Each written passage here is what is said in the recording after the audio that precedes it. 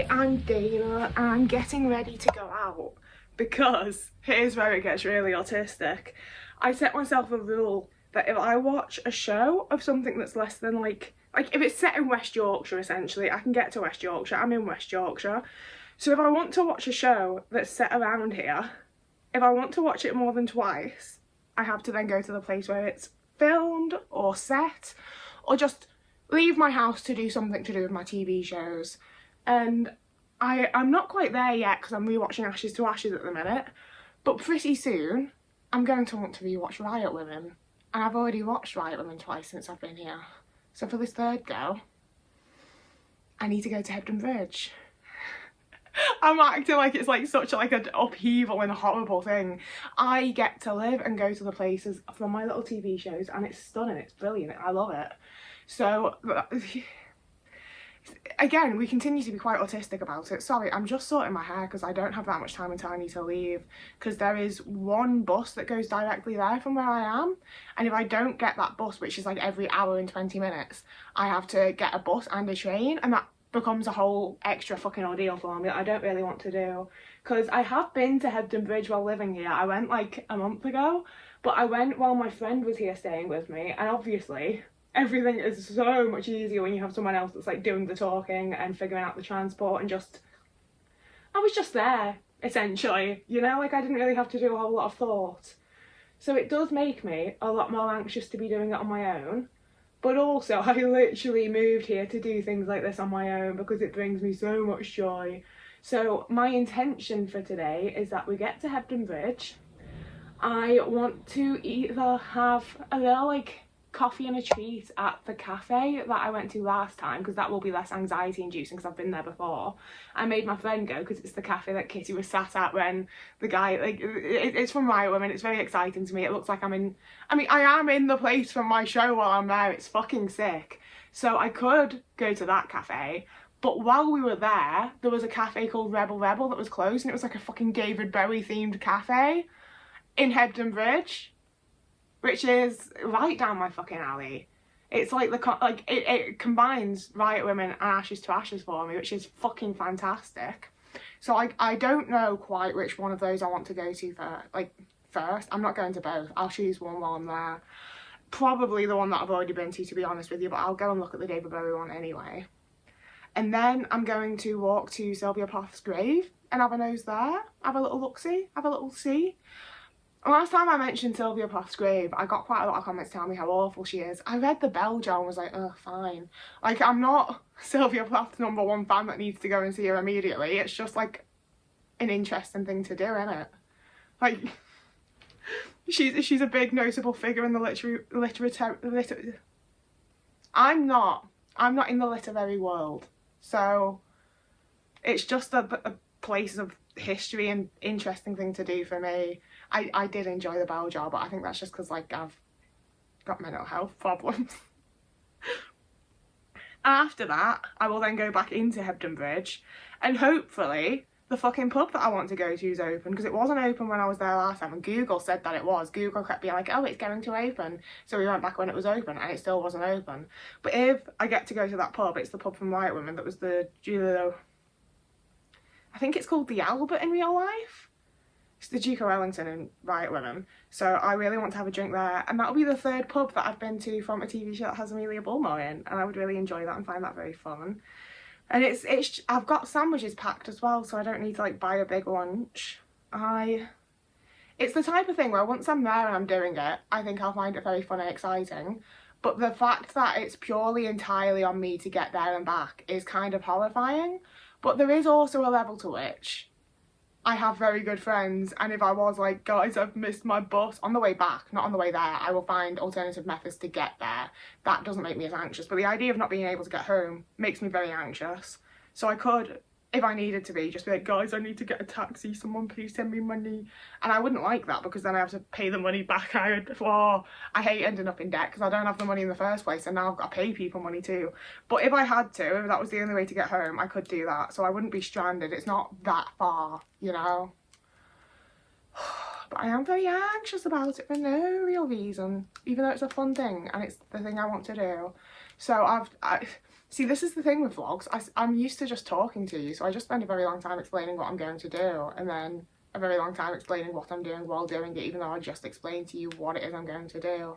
So maybe the rest of this video will just be like pretty views. I don't really know.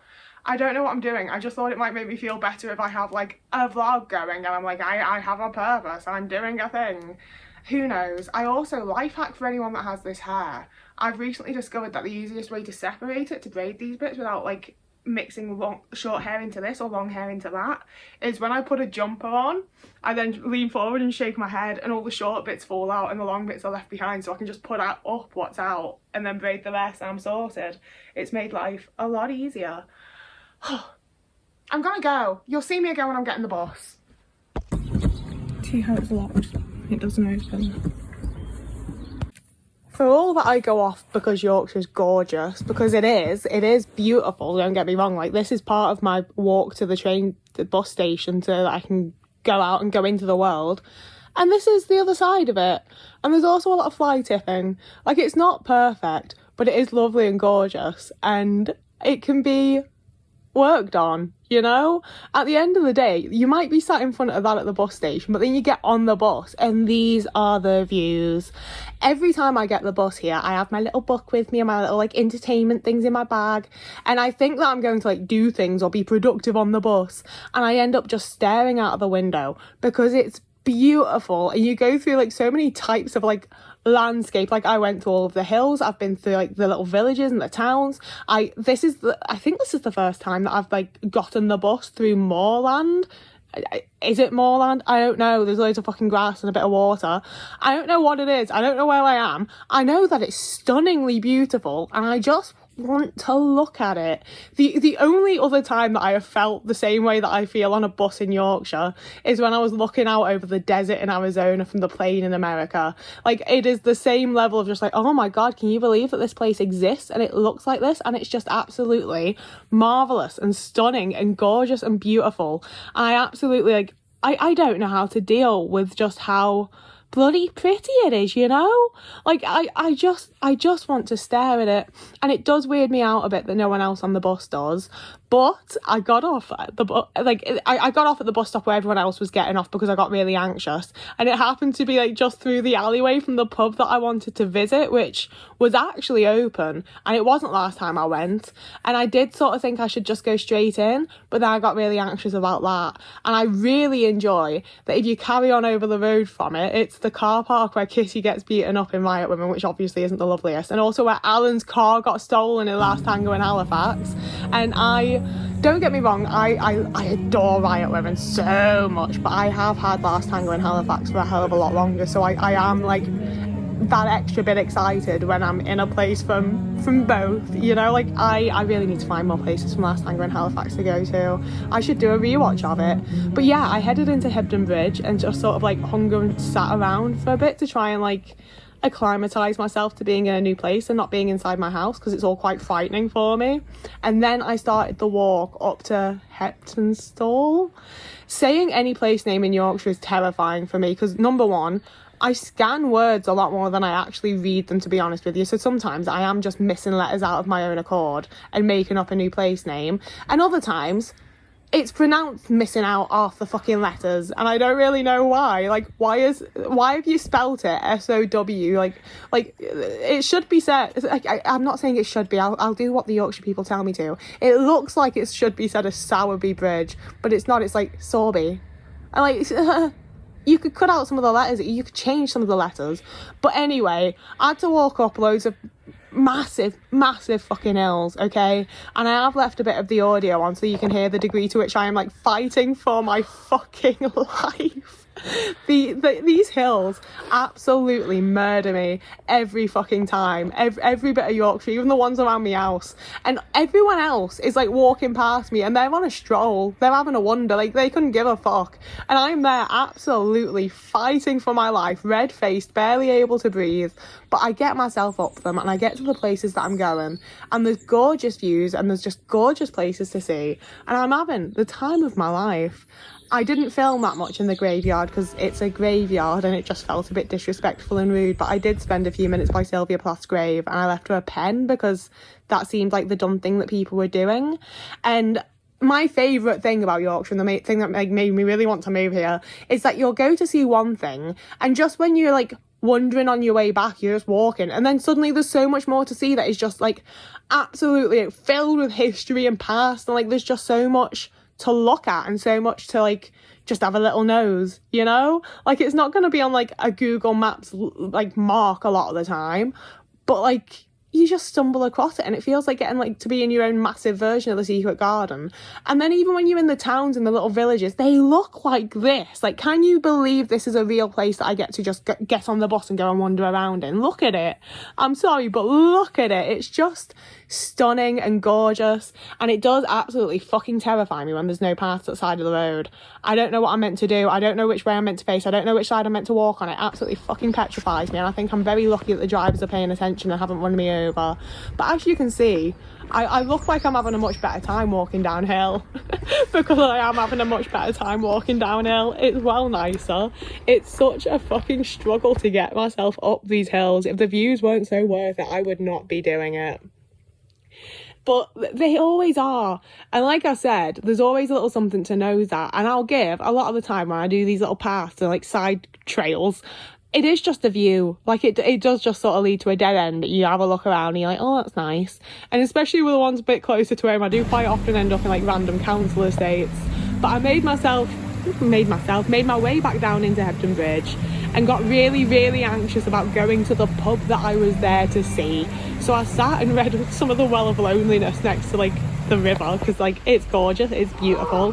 Had a nose at the geese. See, this is me just procrastinating and wasting time and trying to talk myself up into being able to do the thing that I'm specifically there with the goal of doing, the thing that I actively want to do. I have to like really fucking hype myself up to go and just do it, even though it's what I am there for. Like each step requires so much like self-hype and so much like, we can do this, babes. Get your head together, get your head in it. We can do this. We can go into a pub. Like you're going to give them money for drinks. Like they're not going to mind you being there. And yet it terrified me. It terrified me going into this pub. I filmed the outside. I couldn't bring myself to film going in, even though I really wanted to. I had to wait until like the bar person had fucked off to the back to like be able to like feel comfortable filming the inside. And it's like, it's a bar that's recently been in a quite popular TV show. I don't think it's that weird that I'm there and want to film. It panics me when I walk into somewhere new, so I initially sat at the big table over by the window, and then when people that was sat where I was sat moved, I went and jumped over here. And then after a pint on an empty stomach, I felt very brave, and when I went and ordered my second pint, I was like, you have a guitar on the wall over there and it says that people can play it if they want to. And she was like, yeah, that's what it's there for. And I was fucking petrified. Like just walking around Liverpool with a guitar in a case, people will be shouting at you, like old men will be like leering at you, be like, play us a song, love, go on. So like I don't like attention. I want to do my little quirky whimsical things that make me happy, and I don't want anyone to fucking look at me while I do them. And this was delightful because no one did. I sat in the corner of the pub from Riot Women and I wrote a little song and I played the little guitar and no one cared. Like people might glance over and be like, what are you doing? Like to see what I'm doing. And then they just see what I'm doing and go back to what they were doing. No one cares. No one's getting all up in my space. No one's like forcing conversation on me when I don't want it. And like, don't get me wrong, I have spoken to people. I actually made a friend on the bus on this trip that I need to message back on Instagram. Like I've just never experienced being left to my own devices in the way that I can hear in public, and it's fucking, I love it so much. So I then, on 2 pints on an empty stomach, went for a little wander thinking I was going to get some food. I didn't get any food. I went into this sweet shop and the woman very kindly helped me find some vegan licorice, like soft Norwegian salted licorice.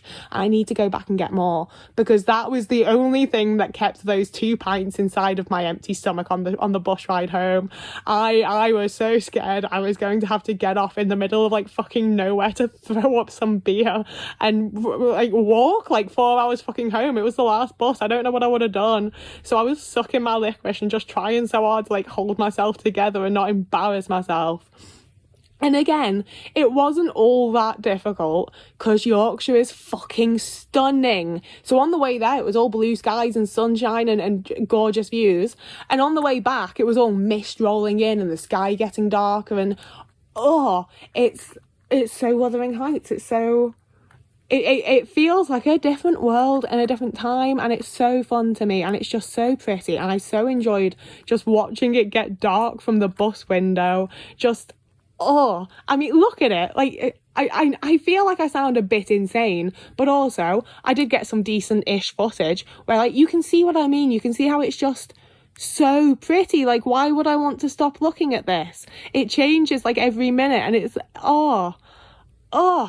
I'm also someone who's just always been a bit fascinated by the way that mist looks and the way that, like, it changes the landscape and the way the trees look in it. Like, I just really, really fucking enjoy the aesthetics of it. I think it's gorgeous. I think it's stunning. I was going to say I cannot tell you how much I think it's just beautiful, but I feel like I've spent several minutes doing so at this point. Like, you get the message.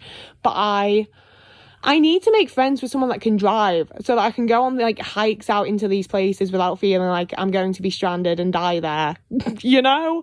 Like, there's some, like, fairly close moorland walks that I can definitely get public transport to, and I'm going to. It's, like, these are plans that I can actually carry out with now. Like, that's what I'm doing, is I'm planning things and then doing them. It's fabulous. But, like, some of them I just would not feel comfortable or safe or able to do without, like, a proper plan on how to get home, and not like, I think this bus will probably show up, because I keep hearing tales of how unreliable the public transport is here, but at the same time I've not had that happen. Like, every bus that I've gone for showing up, every like, they've been more or less on time, like, give or take a few minutes. I've really not had any big issues, and it is definitely making me feel less anxious about that kind of thing, just because I am very much validating to myself that, like, it works and it's okay and I can get somewhere and get home and it's all good and I'm safe and, like, I can manage it. I am capable of it. And it does make me all the more scared of the time that, like, I fucking can't, and it will make it a bigger meltdown than it would be when I'm used to it going wrong. But also I'm getting out and doing a lot more in the in-betweens, so we just live with it. And I do feel like I have a level of thriving and not just surviving at this point, you know? Like, I am actually thriving a little bit. Like, it's not every day, because, like, life's still hard and there's still, like, things I have to do. I can't just be popping off and not doing my dishes and cleaning my house and washing my clothes and having a shower. Like, it's still not, like, the easiest life anyone's ever lived, but I am actively enjoying parts of it, and I like my surroundings, and it's fucking lovely. So it got dark, I got home, I got the last vegan roll from Greg's. I don't like that they're calling it that now. And I walked home, and I got home and I cuddled my cat and I watched Ashes to Ashes, and it was a lovely, lovely fucking day. And it's one of those things where I don't feel like I should necessarily be proud of myself for it, but also, this was a very anxiety-inducing day for me. Getting public transport and then walking to a place is already quite scary. Doing that and then also getting going to a pub and getting drinks and, like, ordering for myself and being the only person to walk in, like, no one can go in with me. It was all quite terrifying, and I am quite proud of myself for doing it. So, yeah, that was my little day out. I loved it. It was fab. I'm going to do more of these types of videos and see more different places, and it's all going to be really fun. So whoever you are, wherever you are, you'll be having a lovely morning, evening, day, afternoon, week, month, year, and I will see you again in a couple of days with a different type of video.